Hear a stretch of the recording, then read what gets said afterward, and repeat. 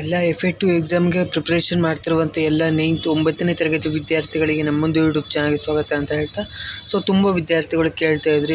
FA1 ಅನ್ನೋದು complete ಆಗಿದೆ, ಇನ್ನೇನು ಕೆಲವು ದಿನಗಳಲ್ಲಿ FA2 ಕೂಡ ಸ್ಟಾರ್ಟ್ ಆಗ್ತಿದೆ. ಅದಕ್ಕೋಸ್ಕರ ಕ್ವಶನ್ ಪೇಪರ್ನ ಅಪ್ಲೋಡ್ ಮಾಡಿ ವಿತ್ ಆನ್ಸರ್ನ ಕೊಡಿ ಅಂತ ಹೇಳ್ತಿದ್ರಿ.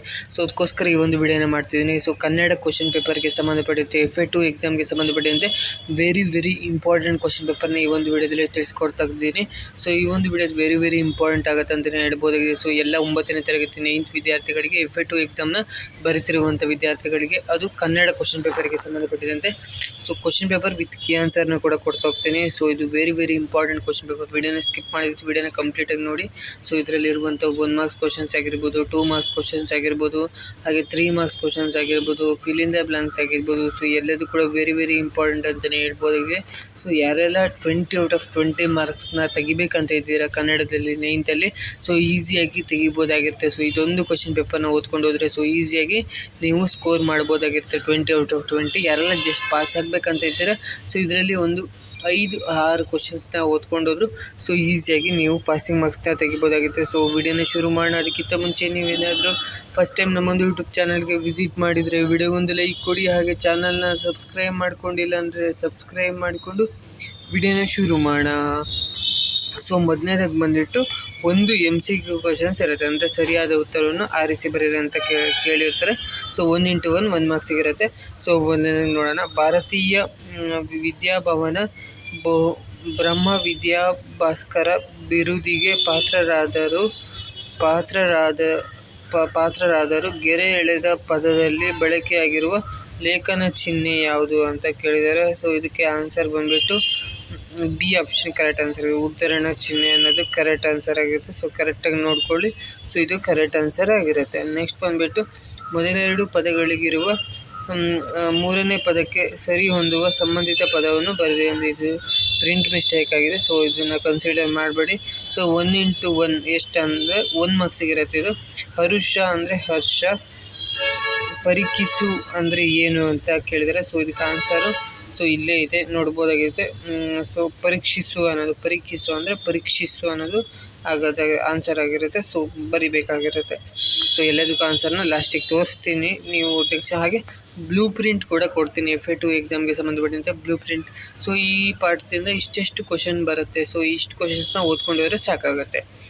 3x1 3 ಅಂದರೆ ಕೆಳಗಿನ ಪ್ರತಿಯೊಂದು ಪ್ರಶ್ನೆಗಳಿಗೆ ಒಂದು ವಾಕ್ಯದಲ್ಲಿ ಉತ್ತರಿಸಿ ಅಂತ ಇರುತ್ತೆ. ಅಭಯರುಚಿಯ ಸಹೋದರಿ ಹೆಸರೇನು ಅಂತ ಕೇಳಿದರೆ ಇದು 1 ಮಾರ್ಕ್ಸಿಗೆ ಬಂದೇ ಬರುತ್ತೆ. ಇದು 6 ಕ್ವಶನ್ಸು. ಬುದ್ಧಿಶಾಲಿಯಾದ ರಾಜನು ಪ್ರಜೆಗಳನ್ನು ಹೇಗೆ ಪಾಲಿಸಬೇಕಂತ ಕೇಳಿದರೆ ಇದು ಕೂಡ 1 ಮಾರ್ಕ್ಸ್ ಕ್ವಶನ್ಸ್ ಆಗಿರುತ್ತೆ. ಪೋರ್ಚುಗೀಸರು ಚೆನ್ನಬೈರಾದೇವಿಗೆ ನೀಡಿದ ಬಿರುದು ಯಾವುದು ಅಂತ ಕೇಳಿದರೆ ಇದು ಕೂಡ ವೆರಿ ಇಂಪಾರ್ಟೆಂಟ್. ನೀವೇನೆಲ್ಲ ವಿಡಿಯೋನ ಪಾಸ್ ಮಾಡಿಕೊಳ್ಳೋ ಅಥವಾ ಸ್ಕ್ರೀನ್ಶಾಟ್ನ ತೆಗೆದುಕೊಳ್ಳಿ. ಆಮೇಲೆ ನೀವು ಮತ್ತೆ ಓದ್ಕೋಬೋದಾಗುತ್ತೆ. ತುಂಬಾ ಇಂಪಾರ್ಟೆಂಟ್ ಇದೆ. ನೆಕ್ಸ್ಟ್ ಬಂದುಬಿಟ್ಟು 1x2 ಅಂದರೆ 2 ಮಾರ್ಕ್ಸಿಗೆ 1 ಕ್ವಶನ್ನ ಕೊಟ್ಟಿರ್ತಾರೆ.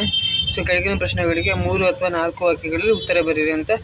ದೂತನು ಹೇಗಿರಬೇಕು ಅಂತ ಕೇಳಿದರೆ ದೂತನು ಹೇಗಿರಬೇಕಂತ ನೀವು ಬರೀಬೇಕಾಗುತ್ತೆ.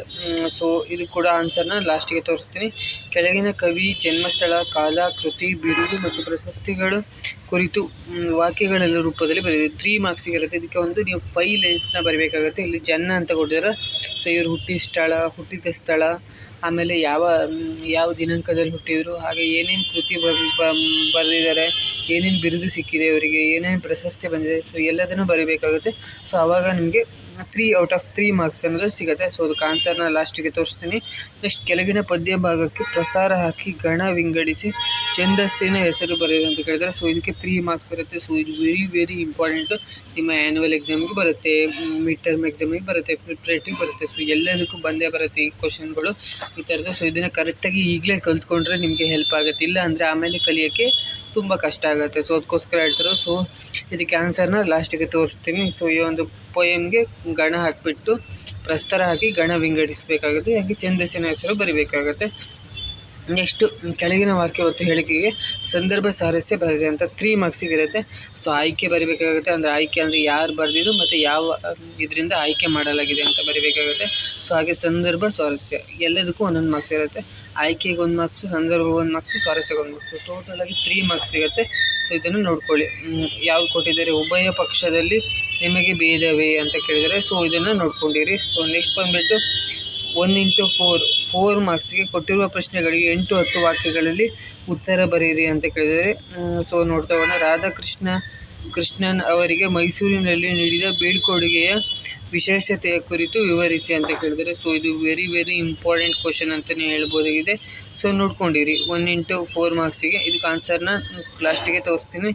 ನೆಕ್ಸ್ಟ್, ಹಿಂದೂ ಧರ್ಮ ಮತ್ತು ತತ್ವಶಾಸ್ತ್ರದ ಬಗ್ಗೆ ರಾಧಾಕೃಷ್ಣನ್ ಅಭಿಪ್ರಾಯವೇನು, ವಿವರಿಸಿ ಅಂತ ಕೇಳ್ತಾರೆ. ಸೊ 2 ಕ್ವಶನ್ ಕೂಡ ಇಂಪಾರ್ಟೆಂಟ್ ಇದೆ. ಸೊ ಲಾಸ್ಟಿಗೆ ಆನ್ಸರ್ನ ತೋರಿಸ್ತೀನಿ, ನೀವು ನೋಡ್ಕೋಬೋದಾಗಿರುತ್ತೆ. ಸೊ ಈಗ ಆನ್ಸರ್ನ ನೋಡ್ತಗೋಣ. ಸೊ ಉತ್ತರಗಳು 20 ಮಾರ್ಕ್ಸಿಗೆ 40 ನಿಮಿಷ. ಫಸ್ಟ್ನೇ ಕ್ವಶನಿಗೆ ಹೇಳಿದ್ನಲ್ಲ, ಉತ್ತರಣ ಅನ್ನೋದು ಕರೆಕ್ಟ್ ಆನ್ಸರ್ ಆಗುತ್ತೆ, ಬಿ ಆಪ್ಷನ್ ಕರೆಕ್ಟ್ ಆಗುತ್ತೆ, ಪರೀಕ್ಷಿಸು ಅನ್ನೋದು ಕರೆಕ್ಟ್ ಆನ್ಸರ್ ಆಗಿರುತ್ತೆ. ನೆಕ್ಸ್ಟ್ ನೋಡೋದಾದರೆ, ಕೆಳಗಿನ ಪ್ರತಿಯೊಂದು ಪ್ರಶ್ನೆಗಳಿಗೆ 1 ವಾಕ್ಯದಲ್ಲಿ ಉತ್ತರಿಸಿ ಅಂತ ಹೇಳ್ತಾರೆ. ಸೊ 1 ವಾಕ್ಯದಲ್ಲಿ ಉತ್ತರಿಸೋದಕ್ಕೆ ಅಭಿರುಚಿಯು ಸಹೋದರಿ ಹೆಸರು ಅಭಯಮತಿ ಅನ್ನೋದು ಕರೆಕ್ಟ್ ಆನ್ಸರ್. ಅಭಯಮತಿ. ಸೊ ಇದಿಷ್ಟು ಅಭಯಮತಿ ಅನ್ನೋದು ಕರೆಕ್ಟ್ ಆನ್ಸರ್ ಆಗಿರುತ್ತೆ. ನೆಕ್ಸ್ಟ್, ಬುದ್ಧಿಶಾಲಿಯಾದ ರಾಜನ ಪ್ರಜೆಗಳಿಗೆ ಹೇಗೆ ಪಾಲಿಸಬೇಕು ಅಂತ ಕೇಳಿದರೆ, ಬುದ್ಧಿಶಾಲಿಯಾದ ರಾಜನ ದಂಡಾಧಿಕಾರಿಯಾಗಿ ಧರ್ಮದಿಂದ ಪ್ರಜೆಗಳನ್ನು ಪಾಲಿಸಬೇಕು ಇದೆಯಾ. ಸೊ ದಂಡಾಧಿಕಾರಿಗಳಾಗಿ ಅಂತ ಹೇಳಿದರೆ, ಸೊ ಇದನ್ನು ಬರೀಬೇಕಾಗಿರುತ್ತೆ. ನೆಕ್ಸ್ಟ್ ಬಂದುಬಿಟ್ಟು, ಪೋರ್ಚುಗೀಸರು ಭೈರಾದೇವಿಗೆ ನೀಡಿದ ಬಿರುದು ಯಾವುದು ಅಂತ ಕೇಳಿದರೆ, ಕಾಳು ಮೆಣಸಿನ ರಾಣಿ. ಸೊ ಇದು ಆನ್ಸರ್ ಆಗಿರುತ್ತೆ. ಸೊ ಇದನ್ನು ಬರೆದ್ರೆ ನಿಮಗೆ 3 ಮಾರ್ಕ್ಸ್ ಸಿಗುತ್ತೆ. ಟೋಟಲಾಗಿ 3 ಕ್ವಶನ್ಸ್ನ ಕೊಟ್ಟಿರ್ತಾರೆ. ವಿಡಿಯೋನ ಪಾಸ್ ಮಾಡ್ಕೊಳ್ಳಿ, ಸ್ಕ್ರೀನ್ಶಾಟ್ನ ತೆಗೆದಿಟ್ಕೊಳ್ಳಿ. ಸೊ ಆಮೇಲೆ ಮತ್ತೆ ಓದ್ಕೋಬೋದಾಗಿರುತ್ತೆ. ಸೊ ನೆಕ್ಸ್ಟ್ ಬಂದುಬಿಟ್ಟು 2x1 2 ಮಾರ್ಕ್ಸಿಗೆ 3-4 ವಾಕ್ಯ ಇದ್ದಾರೆ. ಅಂದರೆ 3 ವಾಕ್ಯ ಅಥವಾ 4 ಸೆಂಟೆನ್ಸಲ್ಲೇ ಬರಬೇಕಾಗುತ್ತೆ. ದೂತನ ಹೇಗಿರಬೇಕಂತ ಕೇಳಿದರೆ, ಸೊ ಈ ಥರ ಬರಬೇಕಾಗುತ್ತೆ. ಇಷ್ಟು ಆನ್ಸರ್ನ ಬರೆದ್ರೆ ನಿಮಗೆ ಫುಲ್ ಮಾರ್ಕ್ಸ್ ಸಿಗುತ್ತೆ. ಸೊ ವಿಡಿಯೋನ ಪಾಸ್ ಮಾಡ್ಕೊಳ್ಳಿ ಅಥವಾ ಸ್ಕ್ರೀನ್ಶಾಟ್ನ ತೆಗೆದಿಟ್ಕೊಂಡು ಓದ್ಕೊಳ್ತಾ ಬನ್ನಿ. ನಮ್ಮ ದೇಶದಲ್ಲಿ ಹುಟ್ಟಿ ಬೆಳೆದ ವಿದ್ವಾಂಸನನ್ನು ದೂತನನ್ನಾಗಿ ನೇಮಿಸಿಕೊಳ್ಳಬೇಕು. ದೂತನ ಕಾರ್ಯ ಸಮರ್ಥನೂ